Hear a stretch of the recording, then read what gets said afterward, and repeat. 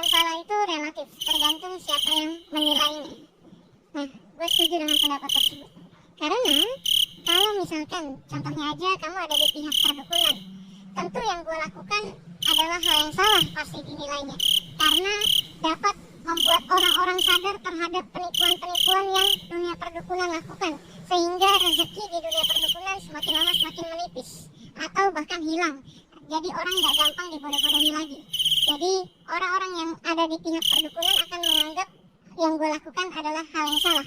Tapi kalau kamu ada di pihak banyak masyarakat Indonesia, di pihak orang-orang awam, di pihak orang yang menolak pembodohan, tentu yang gue lakukan dianggapnya pasti benar.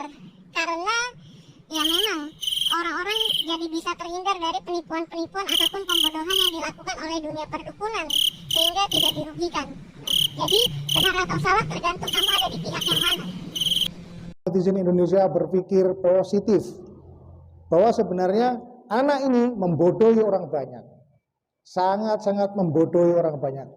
Dia berbicara dengan kata edukasi, di balik kata edukasi dia bersembunyi, walaupun dia sendiri pengetahuannya sangat minim.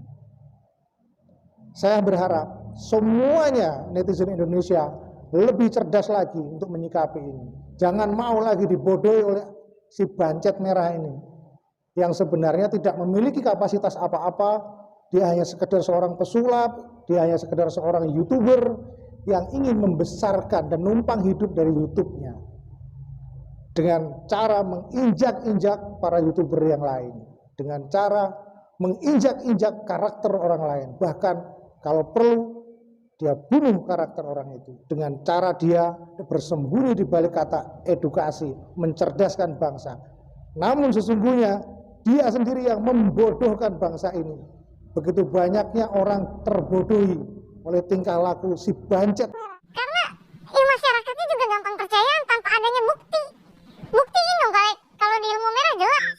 Di ilmu merah, reaction, praktekin sama persis, bukti, plus gue bongkar rahasianya, bukti juga. Jadi semua orang bisa melakukan. Kayak di ilmu merah dong, apapun yang dibahas, dibukti. Nah, yang begini nih, ini yang sangat-sangat kurang ajar.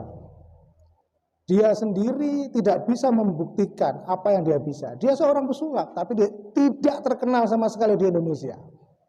Tidak pernah bermain sulap seperti Demian yang sampai ke luar negeri, tapi berani mengaku dirinya sebagai pesulap.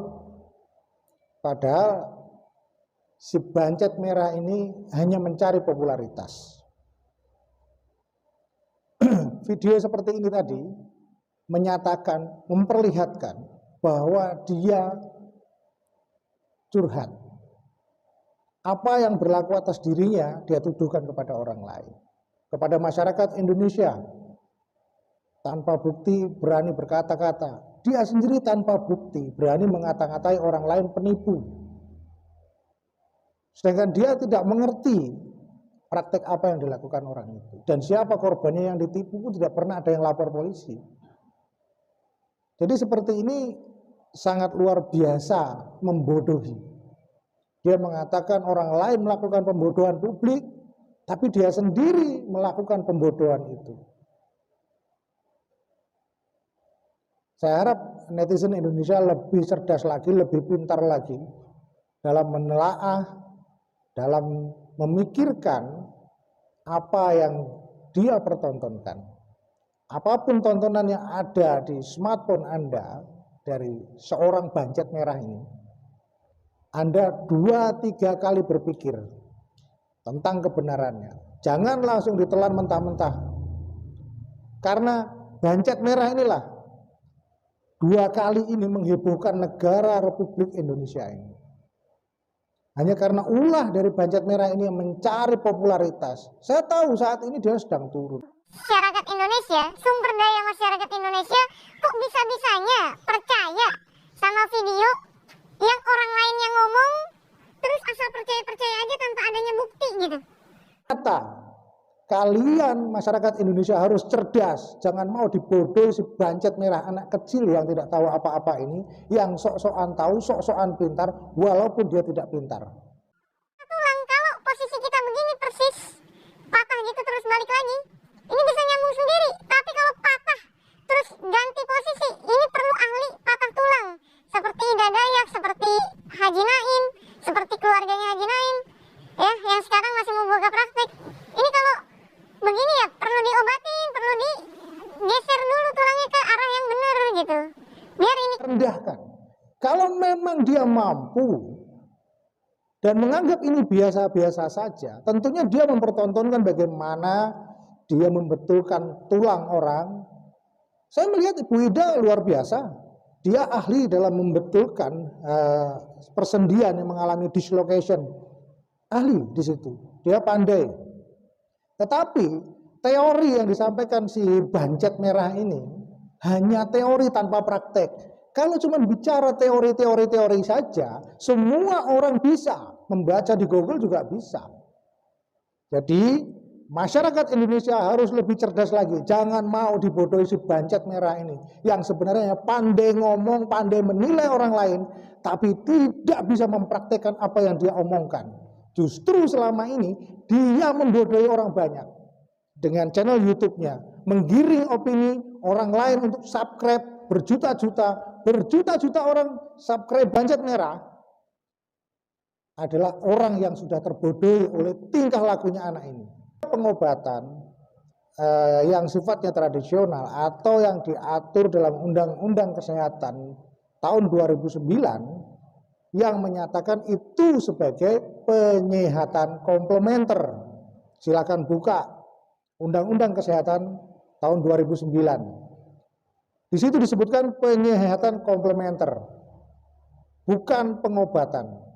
Jadi apa yang dilakukan oleh Ibu Ida Dayak itu sah. Dalam dunia komplementer semua menggunakan teknik placebo.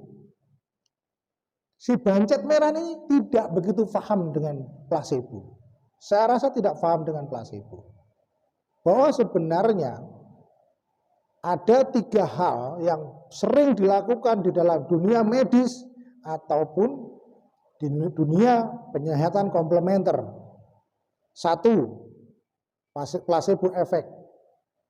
2, yang dilakukan oleh Gus Samsudin dan ustadz-ustadz yang lain, ataupun aliran agama-agama yang lain, ataupun aliran kepercayaan yang lain, adalah neoplasebo, menyembuhkan dengan doa, menyehatkan dengan doa. Yang ketiga, dimainkan oleh Ibu Ida Dayak, yang kita kenal dengan nama nano placebo, dengan minyak yang digosok, dioles. Kalau mungkin yang dituduhkan sebagai pembodohan publik oleh si Bancet Merah ini adalah placebo efek yang dibuat oleh Ibu Ida, bagaimana mengeluarkan darah atau mengeluarkan darah kotor. Oke, itu adalah placebo efek. Kenapa dilakukan placebo efek?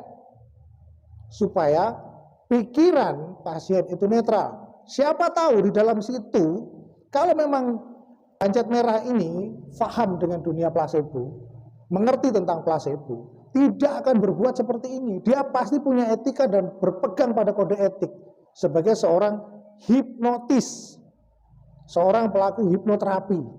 Hipnoterapi bisa diterapkan, dilakukan dengan apapun. Dan sah, tidak ada yang undang-undang yang mengatur menggunakan placebo efek. Sampai saat ini pasal berapa yang melarang penggunaan placebo? Di medis pun dilakukan. Banyak kok para medis yang memberikan kapsul yang isinya adalah serbuk yang bukan obat, tetapi tepung bahan campuran obat yang tidak memiliki khasiat, yang diberikan kepada pasien dan pasiennya sembuh. Karena apa? Kalau si Bancet Merah ini mengerti bahwa semuanya ada 2 berlawanan, indikasi dan kontraindikasi, siang ataupun malam, enak atau tidak enak, sembuh atau tidak sembuh. Dan placebo juga sama seperti itu. Ada efek placebo, ada nocebo efek. Ada placebo efek, ada nocebo efek. Dan ini obatnya. Ketika terjadi nocebo efek yang dilakukan oleh siapapun di sekitar kita, apakah kita menyadari dalam keluarga kita yang tersugesti oleh ucapan seseorang sehingga dia mengalami sakit yang tidak ada penyakitnya didiagnosa? tapi dia mengalami sakit, kesakitan. Ketika diberikan penanganan placebo efek dan dia sembuh, penipuannya di mana? Salahnya di mana? Pembodohannya di mana? Berpikir dulu. Perbanyak pengetahuan, perbanyak ilmu, baru justifikasi dan bunuh karakter orang. Bukan seperti ini caranya. Dengan cara seperti ini membunuh karakter seorang Ibu Ida. Penyihat komplementer tidak pernah punya aturan atau undang-undang yang mengatur di situ tidak boleh menggunakan placebo efek, nano placebo ataupun neo placebo. Tidak ada undang-undang yang mengatur itu. Kalau ada undang-undang yang mengatur tidak boleh penyembuhan dengan doa, seharusnya ada pasalnya. Baru dikatakan pembodohan. Kalau ini tidak ada pasal yang mengatur tentang ini, jangan sekali-kali Anda justifikasi. Dan ini keilmuan turun-temurun dari leluhur Nusantara sudah ada yang namanya placebo ini.